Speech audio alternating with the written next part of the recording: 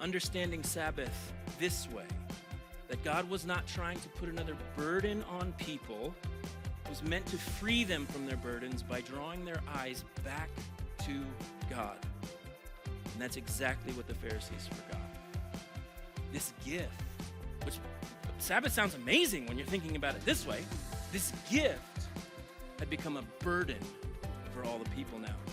Instead of helping people see the God who reigns, they turned Sabbath into something people had to survive. They became more concerned with protecting the rules of the kingdom rather than knowing the actual king. It's a gift turned into a burden because of man-made traditions. Well, welcome in, everyone. My name is Jason, and I'm one of the pastors at Highland Christian Church. And on behalf of our team, I just wanted to say thanks for taking some time to journey with us through the Scripture. Our hope is that these words would cause you to think carefully about this Jesus we proclaim and that you would choose to trust him in your day-to-day. And as always, if you're in the Asheville area, whether you live here or you're visiting, we'd love for you to come join us at the corner of Livingston and Depot Street in person at the Dr. Wesley Grant Senior Southside Center. Our prayer is that God's words would equip you for every good work that he's prepared for you to do today. All right, so I may be dating myself by asking this, but I mean, again, when a store is open in 1902, you're dating yourself if you refer to anything. So how many of you have shopped at a JCPenney's before? Anybody? All right. So when I was in high school, I started going into JCPenney's, and I think JCPenney was kind of on the way down. The lights in there were bad, the paint was bad, but they had these bins of like deals. So I would be able to come home and be like, I got this shirt for $3. I got this shirt for $5. I got this shirt. It was amazing, okay? Well, in 2011, and I didn't realize that this was a huge debacle in JCPenney's world, but in 2011, they hired the guy who designed the Apple Store to come in and make JCPenney relevant again, all right? And they got rid of all the things that made JCPenney JCPenney. Now, JCPenney's was actually founded, they were called in 1902 Golden Rule Stores. They were called Golden Rule Stores because he wanted to do unto others as he would have them do unto him. So they were, it was lots of coupons, lots of bargains. Like, he loved the idea of hunting for something and finding a value. And people who were middle America loved the idea of saving $1. And so JCPenney was like, he loved the hunt. That was the point of some of these stores.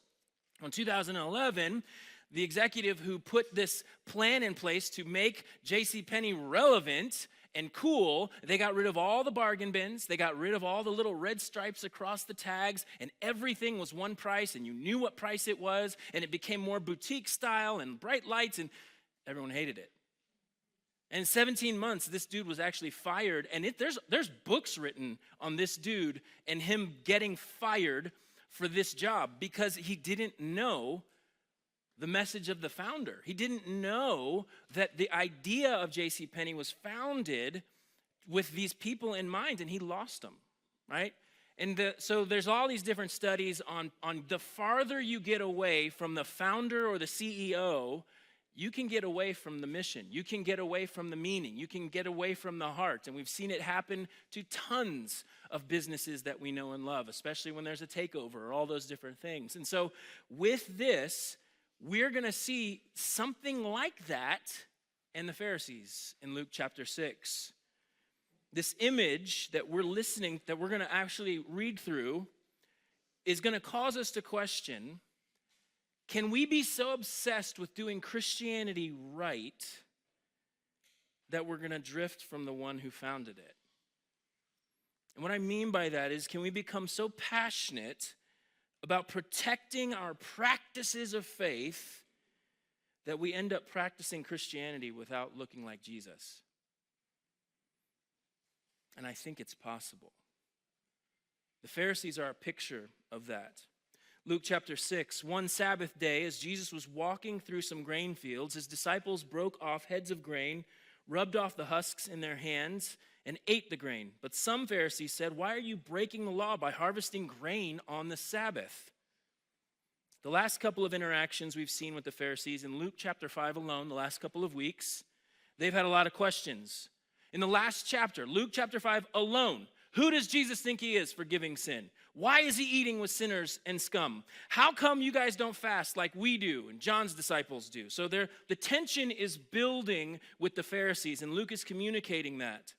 And Jesus just keeps getting knocked a notch down in the Pharisees' view, because in their mind, he does not do things the way a holy person should, right? The Pharisees weren't trying to be villains because they really didn't want Israel to go back into exile. And if Jesus is coming in, doing things the wrong way and messing up God's ways, then if that happens and the people start following Jesus, we're going to go back into exile. So we cannot have that. And so the Pharisees came about to make sure Israel did not break God's laws or God's ways so they could stay where they were. But over time, protecting God's law became way more important to them than reflecting God's heart. There's a problem. There's a disconnect. Now, why were the Pharisees so offended? Why were they so mad about what Jesus was doing? Especially, and it seems like it's not a big deal. Like they're walking through a grain field, they break some head of the wheat off, and they're eating it. Why are they so frustrated? Well, the word Sabbath, as we can best understand it, does not mean relax. All right, some of us think Sabbath means just chill, relax. It's actually not a positive word. It's actually a negative word. Stop. That's what Sabbath means. Stop it. Like, I know we're like, Sabbath, I just need a Sabbath rest. I need a spa. It sounds like spa, and so somehow we think Sabbath and spa go together. No, it just means stop it. And for Israel, Sabbath keeping, or to cease or to stop from creating, was the day God gifted humanity with in the creation account. So this is not just going back to Exodus 20 and the 10 Commandments. This is actually a command written in the fabric of creation. Like, you need it for your health because God is like, you got to stop, okay? And so it's written there. It's a unique sign to their relationship with God. It was not something that all the nations around them did. So this was unique to Israel, and it was a sign that they were a part of the covenant. And so what Jesus is doing is he's doing something. He's giving food. They're eating. They're actually living out what the Sabbath was meant to be done with, as they're being fed and they're being nourished and all of the things. And the Pharisees have an issue with this. After God created and separated everything in Genesis, he gives unique boundaries and distinctions, and he names everything, and he says it's very good on day 6. Genesis chapter 2 says this: so the creation of the heavens and the earth and everything in them was completed. On the 7th day, God had finished his work of creation, so he rested from all his work. And God blessed the 7th day and declared it holy, because it was the day when he rested from all of his work of creation. When Genesis says that God rested, it doesn't mean God was tired or he took a nap. Okay? And I know some of you parents have used God rested, so take your nap, son, right? Like, we don't need to say it that way, because he did not take a nap. Yes, it means that he stopped his work of creation, but in the ancient world, when a king finished building his kingdom, or people finished building a temple to their God, that king or that God was expected to come and take his rest on the throne, not by going to sleep, but when a king sits in his throne, he is resting in his authority. This is all mine. Everything is mine. And so it was understood that after building and creation was completed, resting was going to be the part of the king or that God. It's on the 6th day that God creates human beings. And believe me, it's not lost on me that the very first thing Adam and Eve get to do is wake up to rest. They were created on the last day. It's not like God was like, I'm going to create Adam and Eve at the very beginning and day 1, and y'all are just going to work real hard, and you're going to get to the last day, and then you can rest. No, you know what the first thing is they get to do when they wake up? Rest. And then he sends them and says, go, be fruitful, multiply. That's an amazing picture of the gospel. It really is. Like Genesis to Revelation is one story, and it's a reminder that we work from rest, not for it. Some of you all are like, I'm working for the weekend, I'm working for the vacation. That's going to kill you.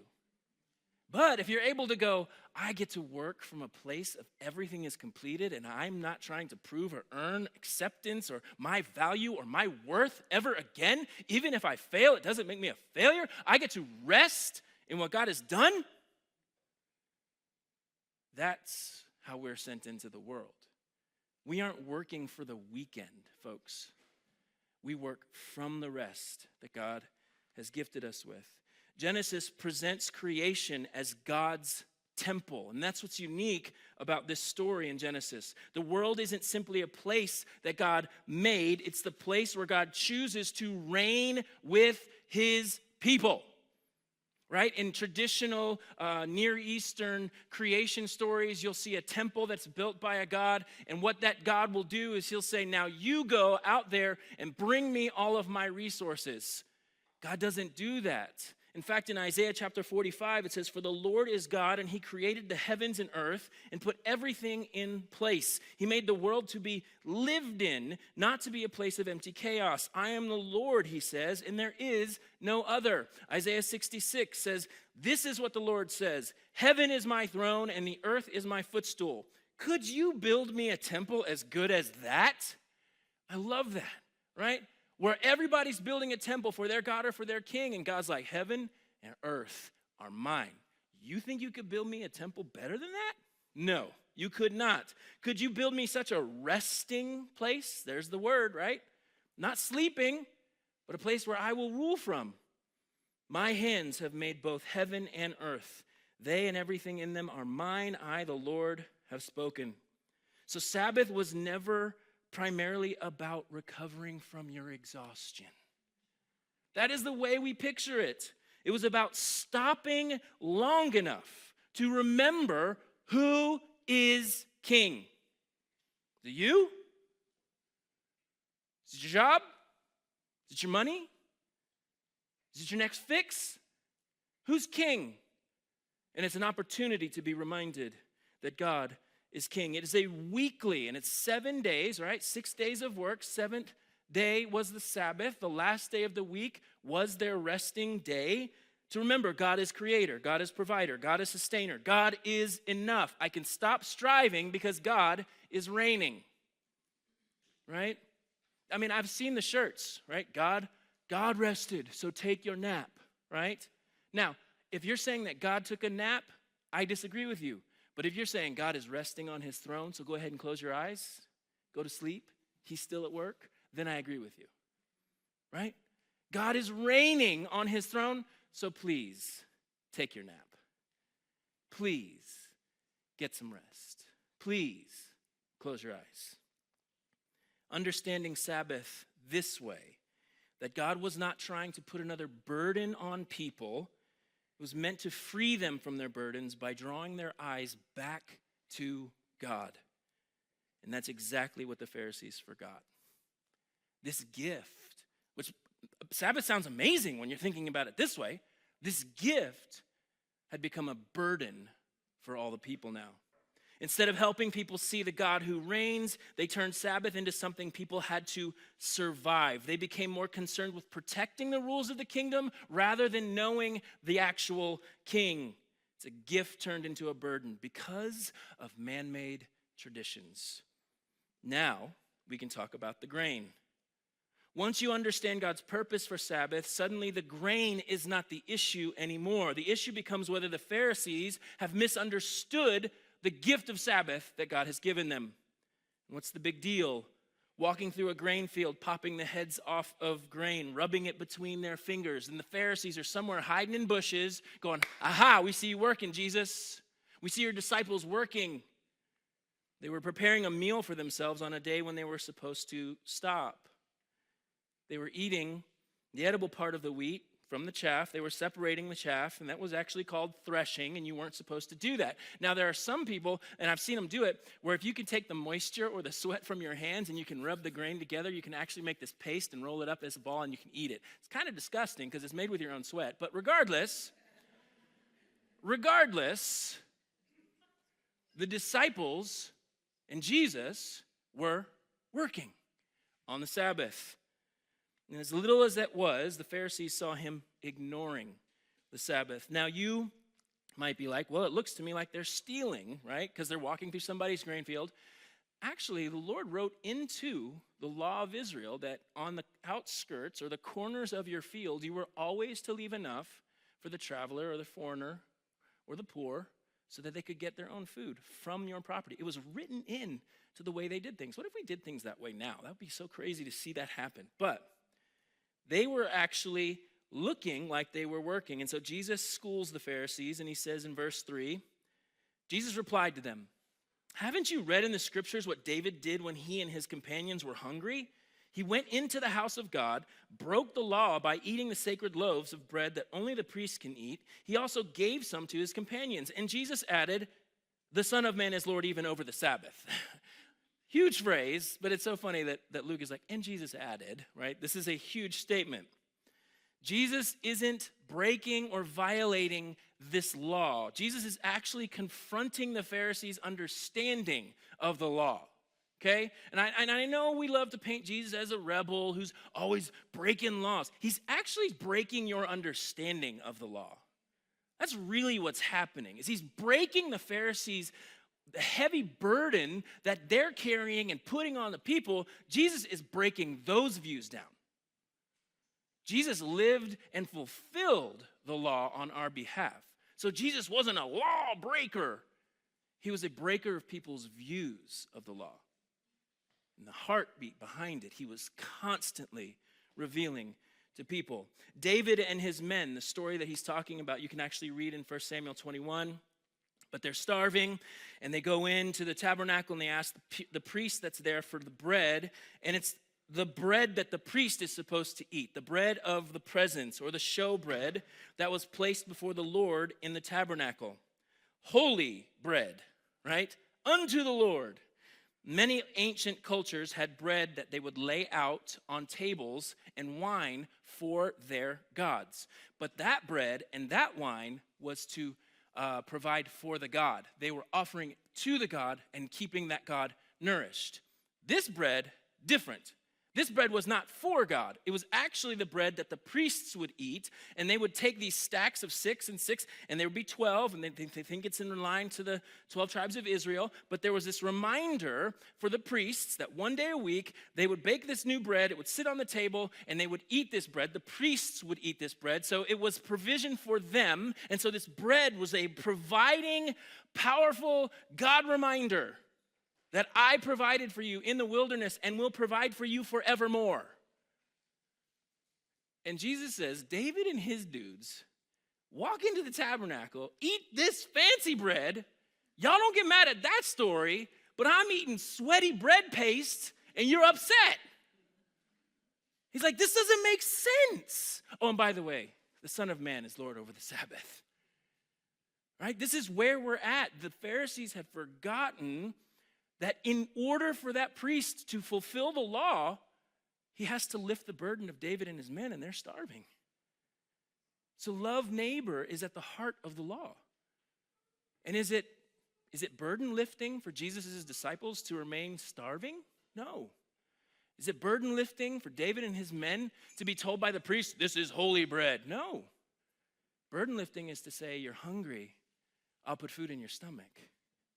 And that's what happens. Jesus tells the Pharisees, you are seriously okay with this? And I didn't think this was real, but when I was in Israel, there were some elevators that I did not understand. And so they had what were called Shabbat elevators, and then they had normal elevators. And if you've been to Israel in this, it's very interesting.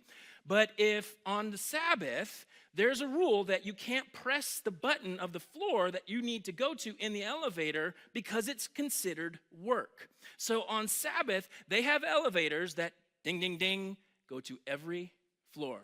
Up, every floor, down. So that you are not breaking Sabbath by pushing a button. And they also have heathen Gentile elevators that you can push the button for.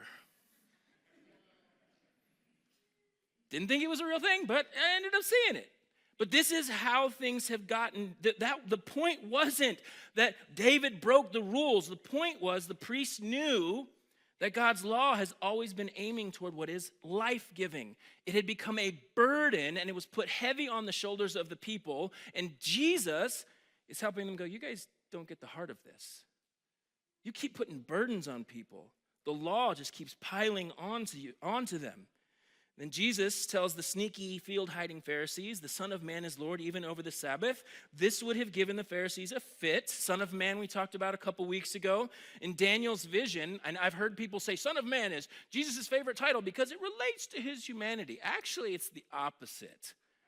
Son of Man promotes he is the sinless God-man who was able to walk into the presence of God and was given all authority and one day will come in the clouds of heaven. So Son of Man is actually a divine title.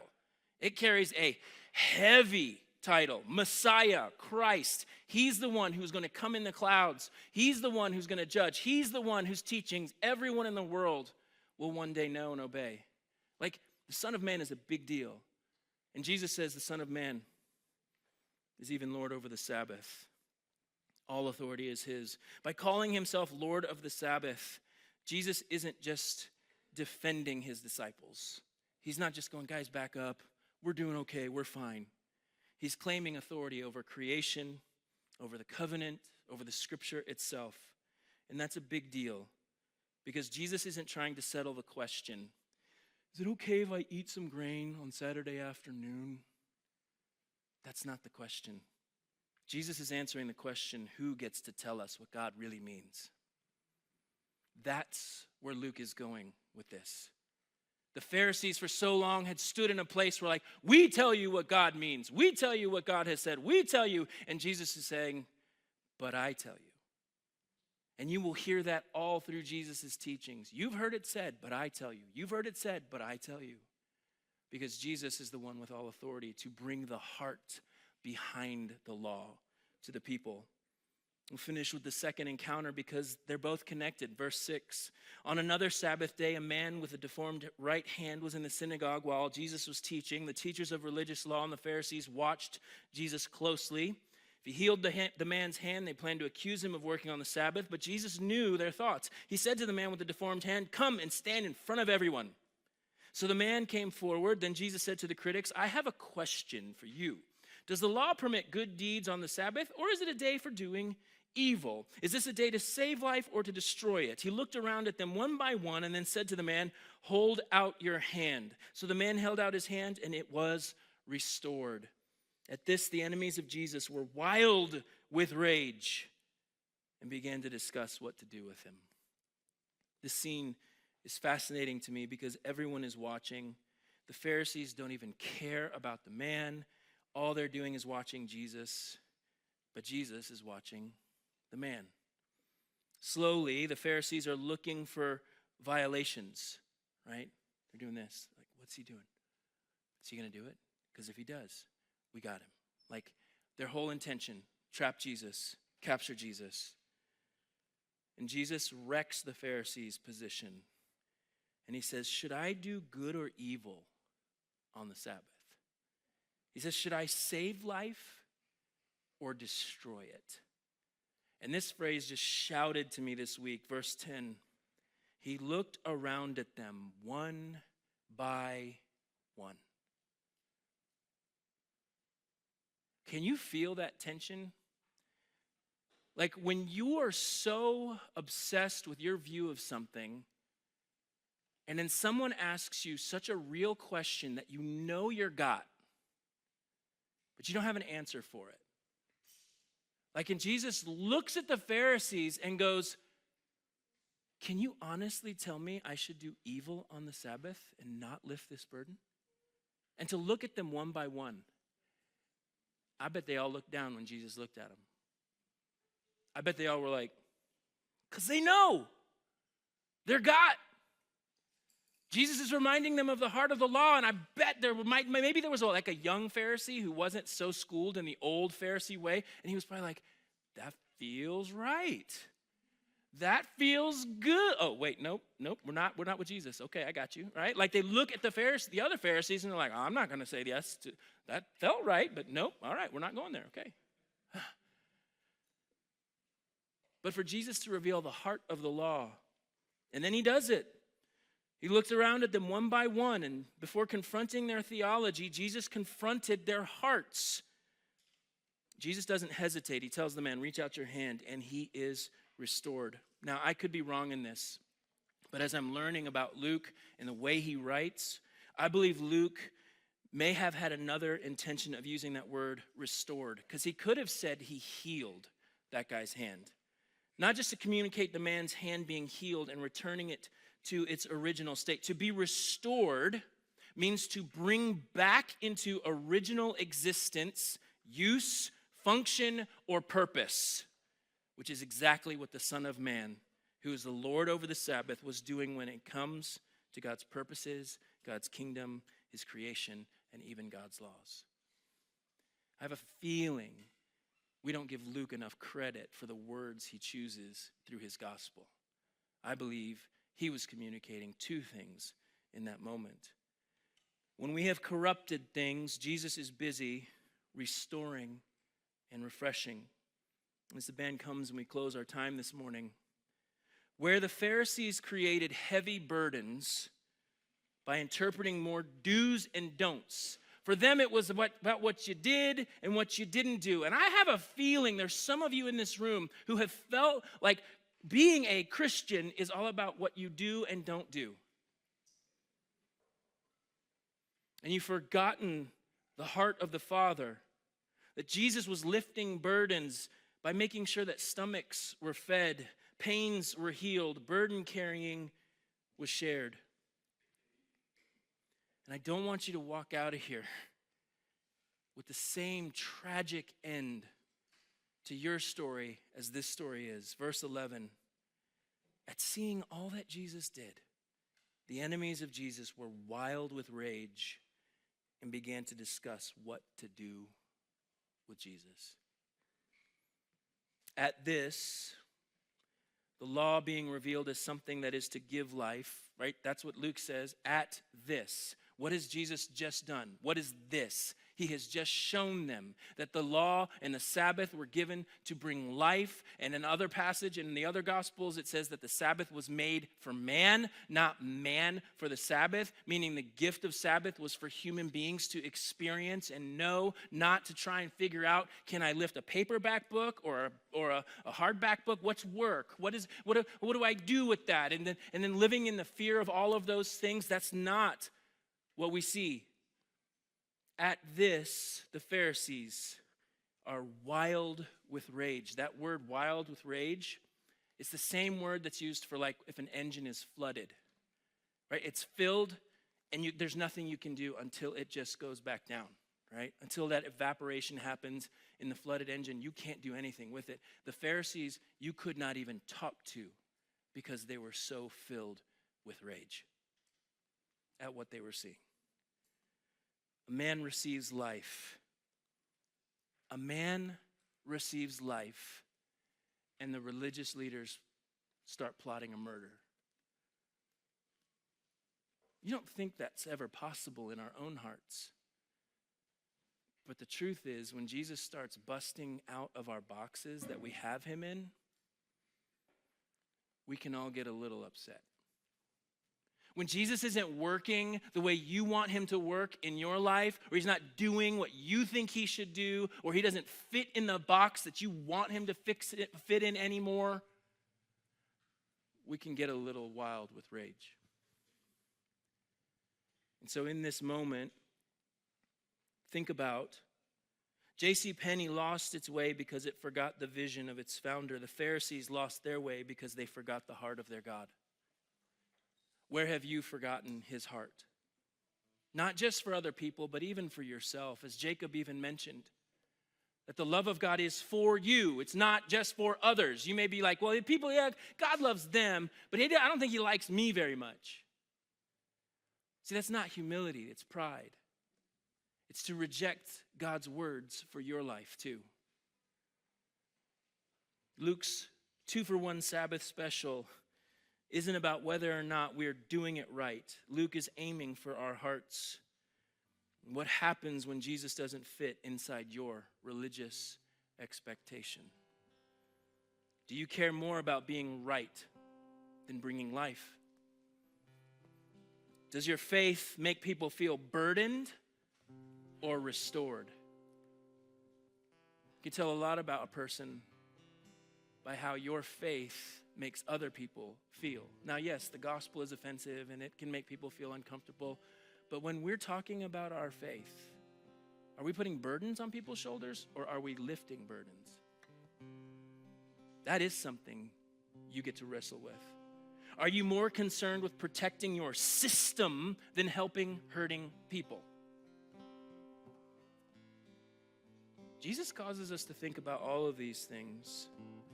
Whenever our religious practice stops giving life, whenever it stops lifting burdens, whenever it stops looking like Jesus, then we have stopped following the Lord of the Sabbath. And we've stepped right into our traditions. Luke isn't asking, did Jesus break the Sabbath? He's asking, who gets to define God? If Jesus really is the Lord of the Sabbath, then he gets to define what faith looks like. Not me, not you. And wherever Jesus reigns, burdens become lighter, hungry people get fed, broken lives are restored, and God's ways once again become life-giving. That's what the Lord of the Sabbath came to bring. Let's pray. We just wanted to say thank you for listening to the Highland Christian Church podcast today. And if you ever want to connect with us, send prayer requests, ask questions, or for any other reason, you can visit our website, www.highlandchristian.com, or you can send us an email at info@highlandchristian.com. God bless you guys.